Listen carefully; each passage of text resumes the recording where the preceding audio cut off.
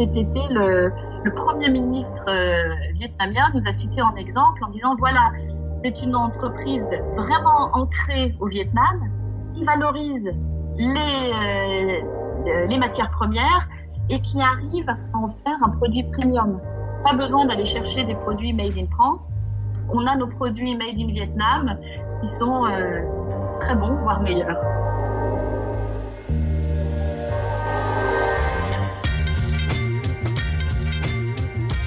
Bienvenue dans le podcast Activer l'économie circulaire. Je suis Brieux Safré. Je suis Justine Laurent. Nous sommes fondateurs de l'agence de conseil et design Circulab.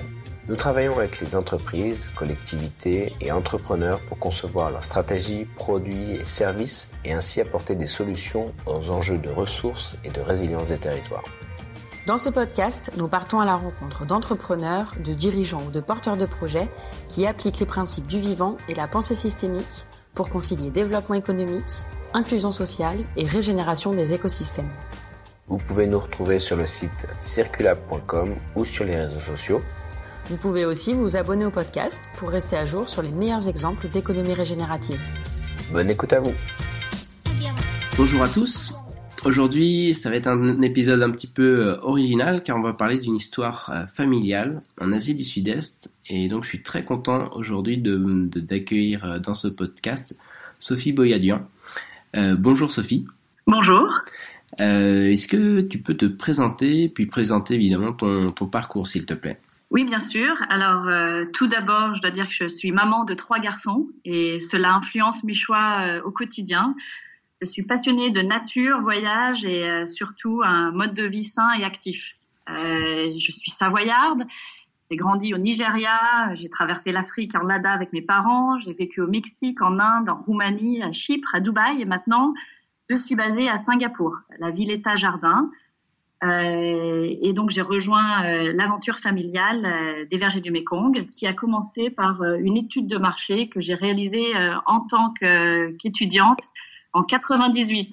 Ça date un peu et cette étude de faisabilité en fait a permis la création 2 ans après par mon père des Vergers du Mékong. De mon côté, j'ai continué mes études, fait ma propre expérience en Roumanie puis à Chypre et finalement il y a 10 ans, j'ai décidé de rejoindre l'entreprise familiale au Vietnam sans vraiment m'expatrier au Vietnam, mais dont j'étais en fait actionnaire et j'ai travaillé comme ça sur des grands chantiers à partir de l'étranger. Et donc j'ai commencé à travailler avec mon père, cet alpiniste et homme de conviction. On va y revenir. Et donc justement, est-ce que tu peux nous en dire un petit peu plus sur ton parcours? Donc tu disais effectivement tu avais commencé donc j'imagine pendant ton parcours étudiant avec cette première étude de marché en 98 et puis qu'est-ce que tu as fait pendant ces 10 premières années avant de rejoindre finalement les Vergers du Mékong? Alors j'ai travaillé pour l'ambassade de France en Inde et puis après je suis rentrée dans la finance et j'ai fait 7 ans au sein de la Société Générale. Donc j'étais d'abord en Roumanie puis à Chypre et après j'ai vraiment voulu donner un sens à ma vie, à mon travail et m'épanouir dans ce que je faisais. Et donc c'était le choix le plus naturel et le plus simple de rejoindre mon père. Je me suis tout de suite attelée à 3 grands chantiers dans l'entreprise. Et justement, si j'ai bien compris, cette prise de conscience ou ce changement de cap, c'était en 2008. Je suppose que la crise de septembre 2008 y est pas trop étrangère. Alors pas du tout, c'était vraiment un choix personnel. Il y avait des changements dans l'organisation en local et puis surtout des prises de décision familiales où je devais continuer à être expatriée et bouger de pays en pays et voilà, la politique bancaire ne me plaisait pas. Ouais. Je cherchais à plus de sens à ma vie. Ouais, d'accord. En fait, il y a très longtemps que je voulais rentrer dans l'entreprise, depuis le début, depuis qu'il l'avait fondée. Mais je voulais aussi arriver dans l'entreprise et apporter quelque chose. C'est-à-dire que si j'ai fait 7 ans en finance, c'était aussi pour apporter quelque chose à l'entreprise. C'est-à-dire qu'aujourd'hui, quand on présente un dossier à un partenaire, aux banques, j'ai cette expertise grâce à cette expérience en finance. Tout à fait. Et justement, avant de nous présenter plus en détail justement les vergers du Mékong, est-ce que tu peux nous présenter le parcours un peu de ton père? Tout d'abord, donc pour présenter mon père, Jean-Luc Voisin, c'est un Savoyard, un alpiniste. Il a gravi plusieurs sommets au Népal, dont des sommets vierges. Son prochain projet est d'aller à la source du Mékong, donc sur les plateaux du Tibet, dans des régions très très reculées. Donc là, il fait des demandes de visa. Et bien sûr, au passage, il va faire un sommet vierge, encore une fois, et peut-être pouvoir le nommer. Donc c'est pour la partie, on va dire, explorateur. Sinon, il a 20 ans d'expérience dans l'agroalimentaire, dans des pays en voie de développement, sur tous les continents, Amérique latine, Afrique, Asie, et même Russie, et tous les stands, avec une première expérience chez Nestlé. Et puis après, il a travaillé pour des organisations comme la FAO ou l'Union européenne, et il a dirigé aussi une entreprise spécialisée dans la vente d'usines clés en main pour la transformation de fruits et de produits laitiers et soja. Et donc, il est allé sur des pays qui sont pas forcément, on va dire, touristiques. Il allait donc au Rwanda. Son premier projet était un projet au Liban, pendant la guerre du Liban. Il a travaillé au Nigeria. Enfin, il a parcouru un peu tout le monde. Il a fini aussi par des destinations sympathiques en Amérique latine, en Amérique centrale. Ouais. Mais quand il a fallu donc poser ses valises, il a choisi le Vietnam. Maintenant, justement, après tout ce parcours assez exceptionnel vis-à-vis, de ton père, j'entends, même si le tien est tout aussi exceptionnel, et voilà, mais justement, qu'est-ce qui lui a fait choisir le Vietnam, et surtout, on va y venir enfin, pour quel projet finalement? Donc c'était en fin 99, début 2000, le projet familial donc de mon père, et puis il y avait quand même ma mère et mon petit frère aussi. C'était donc de trouver un pays où ils pouvaient monter une usine, un projet agroalimentaire, plutôt déjà avec une idée de développement durable. Donc un pays aussi où il pouvait y avoir une éducation assez bonne pour mon petit frère, la sécurité. Et surtout un marché local en croissance. Donc le premier objectif, c'était l'Argentine. Malheureusement, en 2000, il y a eu une grosse crise en Argentine. Donc il s'est tout de suite retourné vers l'Asie. L'Afrique n'a pas... on avait passé plusieurs années en Afrique, mais ça faisait pas partie des choix. En Chine, ma mère ne voulait pas vraiment s'expatrier là-bas, trop grand, trop différent, trop difficile à s'intégrer. En revanche, le Vietnam plaisait à tout le monde. Le Vietnam étant un gros producteur de fruits, mon père pouvait vraiment monter une société de transformation de jus et de confiture, et surtout s'installer au Vietnam était quand même plus simple que d'autres. Même si le pays venait juste de s'ouvrir en 2000. Ouais, effectivement, j'ai eu la chance d'y aller. Il y a quand même pas mal d'épisodes encore douloureux dont on se doute pas forcément avant d'arriver sur place, mais c'est vrai que les faits sont assez récents, et la fin de la guerre du Vietnam, c'est finalement il y a 40 grosses années finalement, mais il y a encore pas mal de signes sur place qui montrent que évidemment c'était hyper marquant, et que le pays a encore pas mal de cicatrices, quoi.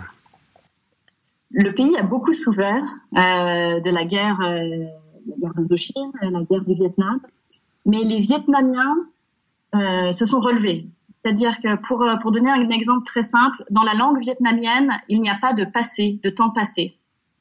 Les Vietnamiens regardent vers le futur. Donc aujourd'hui, vous avez aussi bien des Français, des Américains, des Australiens qui viennent faire du business au Vietnam et il n'y a aucun souci. C'est-à-dire que le Vietnam est vraiment tourné vers l'avenir et donc ils accueillent à bras ouverts les investisseurs.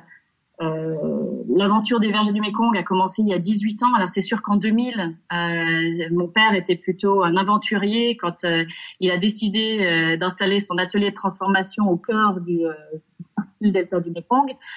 Mais aujourd'hui, il y a plus d'entreprises étrangères, notamment asiatiques, coréennes, qui viennent s'installer au Vietnam et elles sont accueillies à bras ouverts. Ouais. Et justement, l'idée initiale, comme tu la présentes de ton père, c'était justement faire un projet de transformation. Et pourtant, l'entreprise s'appelle les Vergers du Mékong. Donc, comment ça s'est passé? Alors, l'idée, en gros, c'est le Mékong, c'est vraiment le grenier à fruits du Vietnam. On peut tout trouver. L'idée était de développer une gamme locale de produits sains et premium pour le petit déjeuner des hôtels et resorts de la région. Alors, c'est vrai qu'en 2000, il y avait très peu d'hôtels au Vietnam, Laos, Cambodge. Mais il a bien fait de parier là-dessus parce que finalement aujourd'hui nos jus, confitures, café, été se retrouvent dans tous les resorts et hôtels de la région. Donc il y avait tout cet aspect de transformation, mais il a bien fallu produire les fruits et puis tout ce qui était café. Comment ça s'est passé sur cet aspect-là? Alors, comment résumer ces 18 ans de sourcing? En fait, en amont, ça a été un gros travail. Donc, on parle de développement local, parce qu'on fait, donc déjà il a l'atelier du Mékong à Tam Cheu, une ville qui est desservie par différents arroyos. Notre usine même reçoit des fruits sur des petits bateaux en bois du producteur qui est un peu plus loin sur une petite île. Donc, la traçabilité, effectivement, des produits a toujours été une priorité. Et quand on parle de traçabilité, on parle donc de production des fruits. Et pour le Vietnam, on parle de multitude de petits producteurs. Et donc, au Vietnam, on travaille aujourd'hui, alors on travaillait en 2000 avec une vingtaine de producteurs, puis de 20, c'est passé à 50, et aujourd'hui, 2000 producteurs travaillent avec nous, avec en moyenne 2 hectares de terrain. Donc, c'est un réel défi d'avoir une traçabilité sur autant de familles de fermiers. Parce que quand on parle d'une ferme, en fait, c'est une famille de fermiers. Et l'idée a toujours été, depuis 2000, c'est d'intégrer ces fermiers dans nos chaînes de valeur agricole. C'est-à-dire que ce qui est bon pour nous, avoir des bons produits pour les hôtels, il faut que ce soit aussi bon pour eux. Ouais. Et donc on a tout de suite travaillé en direct et en toute transparence avec les producteurs, afin de mettre en place une relation sur le long terme et surtout qui respecte nos standards, c'est-à-dire pas de pesticides, une agriculture respectueuse de l'environnement. On les accompagne aussi, certains, pour un processus de certification, comme la Good Agricultural Practice. On les aide à trouver des solutions naturelles à des problèmes. Par exemple, les problèmes d'insectes. On va leur proposer des pièges avec de la phéromone.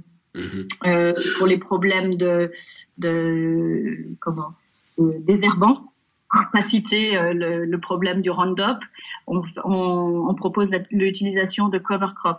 Toutes ces formations, en fait, au cours des 18 années, permettent d'avoir des produits aujourd'hui sans pesticides. C'est-à-dire que tous nos jus, nos confitures, le fruit, ont 0 résidu de pesticides. Je pense pas que si on prenne un jus même organique, bio, certifié en France, on puisse trouver 0 résidu de pesticides. C'est assez unique. Mais c'est un réel travail avec une équipe complète de qualité depuis 18 ans sur le terrain qui forme les fermiers. Et justement, tout cet aspect exigence de qualité, et puis surtout partage du savoir. Tu as parlé du fait que vous donniez des des conseils, des formations, etc. Comment ça s'est mis en place? Parce que c'est pas forcément quelque chose qui peut paraître évident, c'est-à-dire si on se positionne un petit peu à votre place, on se dit bah voilà, on est transformateur, etc. Comment vous en êtes venu à cette idée de bah voilà, c'est de la valeur partagée dans le sens où il faut que nos produits soient bons, mais ils soient bons aussi pour nos clients, bah ça c'est évident, mais pour les fournisseurs, ça c'est quand même une démarche qui il y a 18 ans était assez avant-gardiste. Qu'est-ce qui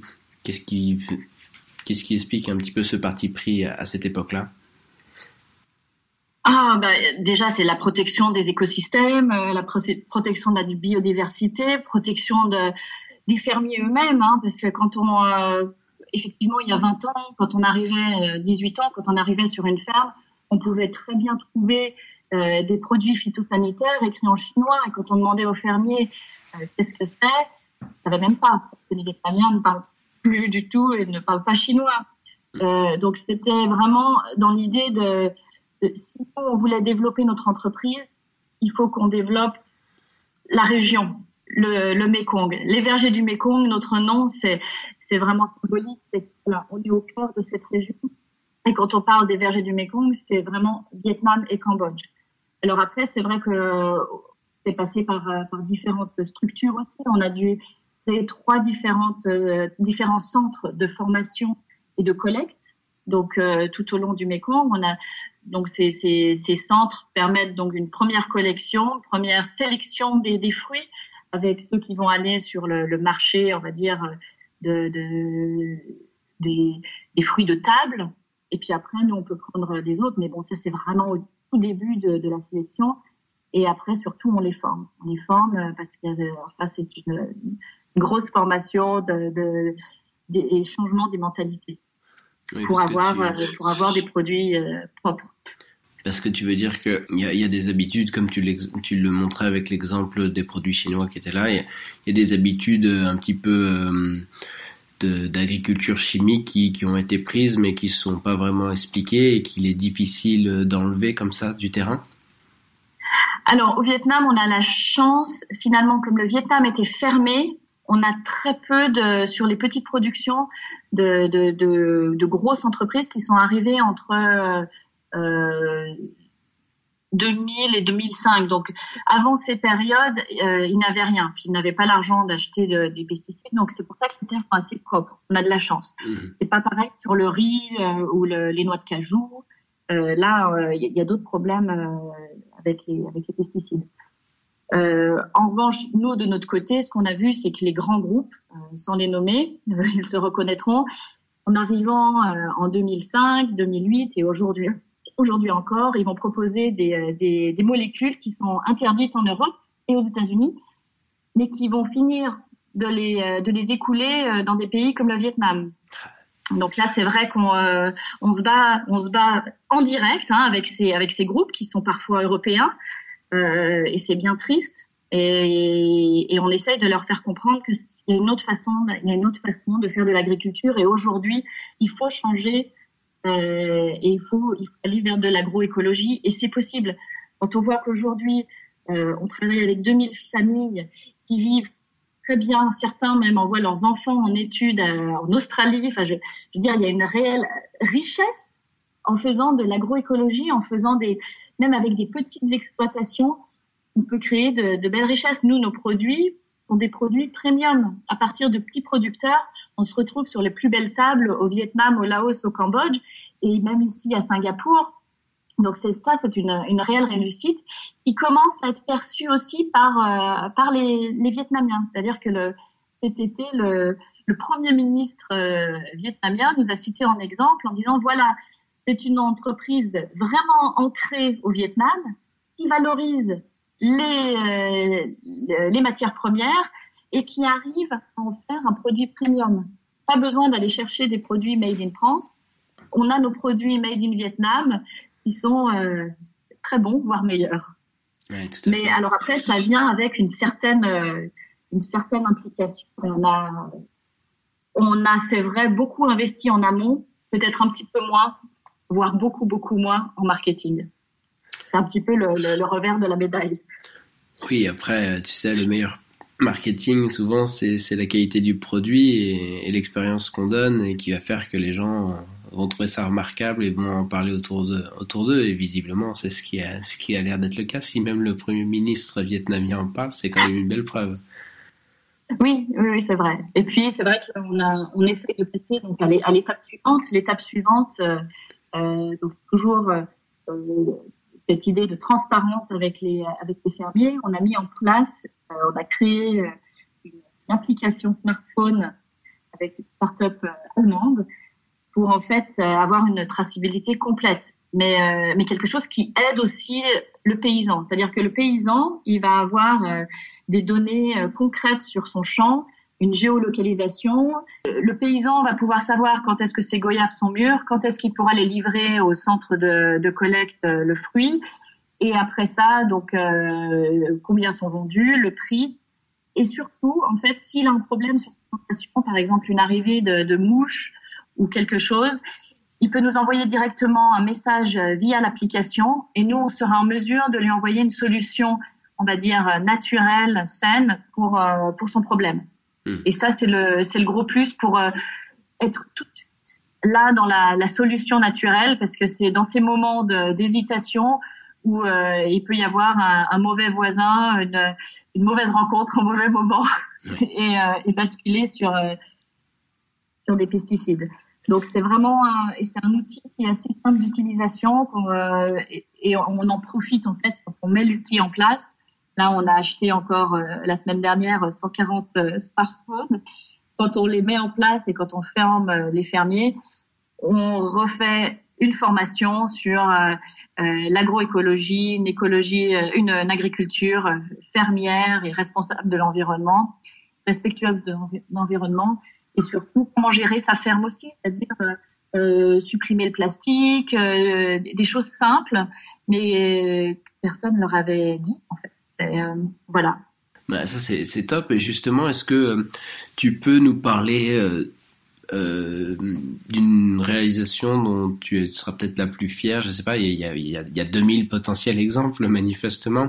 Mais est-ce qu'il y en a une qui peut représenter un petit peu tous ces aspects sociaux, environnementaux, puisque les aspects économiques, j'ai l'impression que ils ont déjà été bien validés de tout ce que tu nous as dit, ce que je veux dire par là. Mais oui, s'il y a un exemple que tu veux nous présenter pour valider aussi tous ces aspects environnementaux et sociaux que vous avez réussi à provoquer sur le terrain. Alors sur le terrain, peut-être deux autres exemples. C'est vrai qu'on a 2 fermes pilotes aujourd'hui d'agroécologie sur le côté Cambodge du delta du Mekong, parce qu'au Cambodge, en fait, il y a très peu d'agriculture et de production fruitière. Donc, ce qu'on aimerait, c'est que développer le côté cambodgien du delta du Mekong, et c'est aussi nous permettre, en fait, de mettre en place des solutions qui permettent de résister aux intempéries, parce qu'avec le réchauffement climatique, on a de plus en plus de sécheresse, mais à contrario, on a aussi beaucoup plus de pluie et d'inondations. Donc en fait, on a ces 2 fermes qui nous permettent on a à peu près 26 fruits sur 10 hectares. On essaye de voir quelles sont les solutions et on s'inspire de ce qui se fait au Cambodge. On n'invente pas, mais on a sur place des ingénieurs agronomes qui vont s'inspirer de plusieurs choses, qui vont faire des tests et qui vont voir, ce type de cover crop avec des légumineuses marche bien sur ce type de terrain. Mais là où on va plus loin, c'est que on parle très peu, en fait, de la disparition de certains fruits et légumes. Et ça arrive, malheureusement. Et on le voit donc au Vietnam, disparition de la goyave violette, d'une certaine mangue. La mangue, en fait, qu'on utilise aujourd'hui dans nos jus de mangue et dans nos confitures de mangue carambole, est en voie de disparition. Ce sont des énormes arbres qui ont 30-40 ans. Ouais. Et la mangue vietnamienne, donc d'une mangue sauvage, est assez petite avec un gros noyau au milieu. Forcément, quand on est producteur, on préfère produire des grosses mangues australiennes avec un petit noyau au milieu. Parce que du coup, on peut la vendre plus cher et surtout, elle pousse plus vite. Les arbres sont moins hauts, donc c'est plus facile pour les récolter. Bref, plein de raisons d'abandonner la mangue vietnamienne. En revanche, cette mangue vietnamienne, pour la transformation, elle est beaucoup mieux parce qu'elle n'a pas de fibres. C'est-à-dire qu'elle va pas se décomposer entre l'eau et la pulpe. C'est assez, on ne l'explique pas. C'est une caractéristique très spécifique à cette mangue. Donc nous, ce qu'on va faire, c'est qu'on va créer des nurseries dans nos fermes au Cambodge, mais aussi au Vietnam, pour après redonner ces plants à certains fermiers, pour qu'après ils puissent nous les revendre. Et je pense qu'on a un réel rôle à jouer donc dans le développement en fait et surtout la protection. On a un rôle à jouer dans la protection des plantes et des fruits en danger de disparition en fait. Ouais, bien sûr, un vrai rôle de préservation des espèces pour justement garder cette biodiversité, en l'occurrence végétale, parce que on parle souvent de disparition d'animaux, etc. Mais effectivement, à force de faire des choix, etc., il y a aussi malheureusement pas mal de variétés végétales qui disparaissent aussi, quoi. Tu avais évoqué 2 exemples, est-ce que tu peux nous parler du deuxième ? Oui, tout à fait. Au niveau de la production, donc l'idée, c'est d'avoir en fait une économie circulaire. Comme toute production, on a des déchets. Alors nos déchets sont des déchets organiques. Quand on fait du jus de passion, du jus d'ananas, quand on torréfie du café, il nous reste des déchets de très bonne qualité organique. Et ce qu'on fait, en fait, on produit un compost de très bonne qualité. On produit 240 tonnes de compost tous les ans. Ouais. Qu'on va après redistribuer auprès de nos fermiers et dans nos 2 fermes au Cambodge. Donc comme ça, la boucle est bouclée. En utilisant notre compost, ils ne vont pas utiliser d'engrais chimiques. Et après, c'est pour ça qu'on a des produits sans pesticides et surtout qui gardent toute leur valeur nutritionnelle. Et toujours dans cette idée en fait d'économie circulaire, nous consignons, et ça depuis 2000, et nous recyclons toutes nos bouteilles de jus le fruit et tous nos pots de confiture en verre que nous collectons donc dans nos 7 centres de collection dans le pays, enfin au Vietnam et au Cambodge. Et tous les ans, donc on recycle comme ça 20 000 bouteilles et pots. Donc ça fait des beaux. Je veux dire, vous réutilisez 20 000 pots. Voilà, tout à fait. Il y a un certain critère de qualité. Après, ça passe dans des nettoyages industriels au sein de l'entreprise, au sein de l'usine dans le delta du Mékong. Et après, on réutilise les pots de confiture et les bouteilles. Et ça, ce système de consigne, j'ai l'impression que ça doit être assez pertinent, notamment vis-à-vis de vos clients hôteliers, non ? Alors, c'est assez pertinent au niveau de nos clients hôteliers, on va dire européens. D'accord. C'est justement, là, il y a encore un travail d'information à faire, parce que c'est vrai que je veux dire, nos clients type Accor sont assez sensibles. Ils ont une politique environnementale peut-être un peu plus poussée. Ils sont français. Est-ce que c'est le côté francophone? Je ne sais pas. Mais c'est vrai que on n'arrive plus à consigner. Et pourtant, on paye la consigne quand les gens ramènent leur pot et leur bouteille. Mm-hmm. Mais c'est encore limité. On aimerait le pousser plus. Ok, carrément. Et justement, quels sont maintenant les objectifs pour les années à venir pour les vergers du Mékong, parce que vous avez déjà accompli un beau travail, mais j'imagine qu'il y a encore plein d'ambitions. Oui, alors c'est vrai qu'il y a 18 ans, on parlait pas de cette responsabilité sociétale des entreprises. Aujourd'hui, on en prend conscience au niveau de la communauté. Et c'est vrai que dans les années à venir, on a un rôle à jouer en termes d'exemple, parce qu'on est une entreprise associée à la création de bonnes pratiques en agriculture fermière et durable, mais aussi par notre marque Le Fruit, qui est synonyme de santé et production locale. Ce qu'on aimerait faire, en fait, c'est grossir. Et ce qu'on fait au Vietnam, c'est le faire au Cambodge, c'est-à-dire développer une agriculture fruitière au Cambodge, mais surtout conserver une agriculture fermière, durable, une agroécologie pour conserver les écosystèmes et développer au niveau social, je dirais, la région. Ouais. Et puis j'imagine aussi une certaine idée de résilience au sens large, dans le sens où tu l'as évoqué un petit peu, j'imagine, avec les exemples de fermes où vous essayez de vous adapter un peu au changement dû au réchauffement climatique, c'est-à-dire de plus en plus de sécheresse et inversement aussi de plus en plus d'inondations. J'imagine aussi c'est des objectifs de résilience pour vos 2000 producteurs, non? Oui, tout à fait. Surtout que le delta du Mékong subit de plus en plus les marées, c'est-à-dire que les marées remontent de plus en plus dans le delta du Mékong, et donc il y a de plus en plus de sel dans les eaux du Mékong, et ce sel remonte de plus en plus. Et c'est vrai que les productions fruitières qui sont au plus proche de la côte ont dû arrêter et remplacer par de l'aquaculture, par exemple. Et c'est vrai qu'il faut prévoir ce mouvement et aller plus vers le Cambodge pour pouvoir continuer cette agriculture fruitière.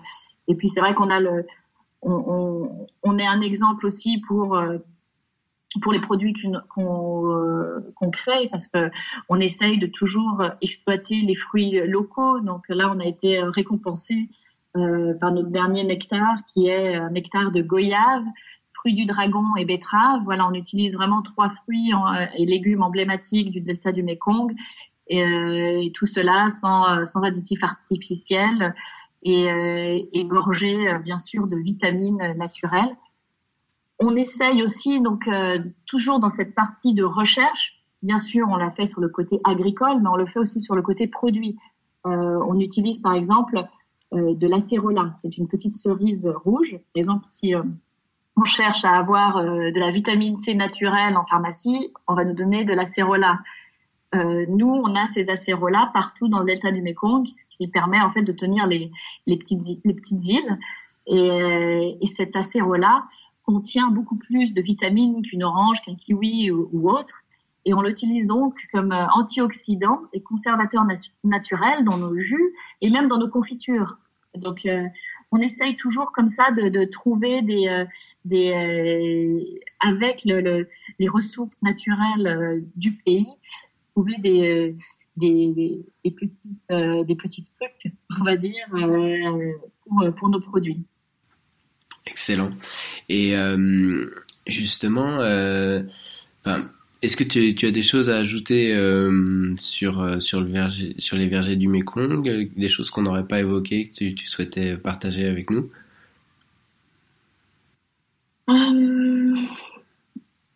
On n'a pas parlé en fait de nos employés. En fait, les vergers du Mékong aujourd'hui, c'est 150 personnes. Donc quand on a commencé, il y avait 4 personnes, mon père et trois autres. Les trois autres personnes sont toujours là et elles sont aujourd'hui des directeurs dans l'entreprise, 2 femmes et donc. Et c'est vrai que c'est très important quand on parle des vergers du Mékong de parler de l'engagement de nos employés. Et c'est vrai qu'on a la chance d'avoir vu grandir chacun des employés par des formations externes ou quoi, de s'être développé, d'avoir changé de métier et puis d'être toujours là après 10-15 ans. Et on est très fiers de ça. Il y a un très très faible turnover chez nous, contrairement à d'autres entreprises au Vietnam ou partout dans le monde. Hein. Ouais, bien sûr. Et chez nous, il y a cette mission, on va dire. Quand ils rentrent au verger du Mékong, on est comme investi d'une mission. On va essayer de promouvoir une vie saine, manger sainement, ne pas polluer, éviter les plastiques. Et c'est vrai que c'est une réelle famille. Et entre nous, quand il y a un immeuble qui brûle ou une inondation, on a toujours une grande aide et on se retourne toujours vers, les employés se retournent toujours vers l'entreprise et c'est très important. Cette fameuse raison d'être qu'on a l'habitude d'évoquer chez Wita, effectivement, tu parles de mission, c'est exactement ça, c'est pourquoi finalement les gens se lèvent le matin et rejoignent leur boulot, c'est pour faire cette grande mission, atteindre cette raison d'être plutôt que de juste récupérer un salaire à la fin du mois, ce qui est nettement plus ambitieux et puis motivant, j'imagine, au quotidien, quoi. Oui, tout à fait. Et après, on a une petite tradition dans ce podcast, c'est en tant qu'entrepreneur, est-ce que tu as 3 conseils à donner à ceux qui aimeraient se lancer, que ce soit au sein de leur entreprise ou même pour ceux qui veulent créer leur entreprise, pour se lancer soit dans un projet d'économie circulaire ou même, aujourd'hui ce serait peut-être plus approprié, dans un projet d'agroécologie, puisque je pense que tu es bien placé pour en parler.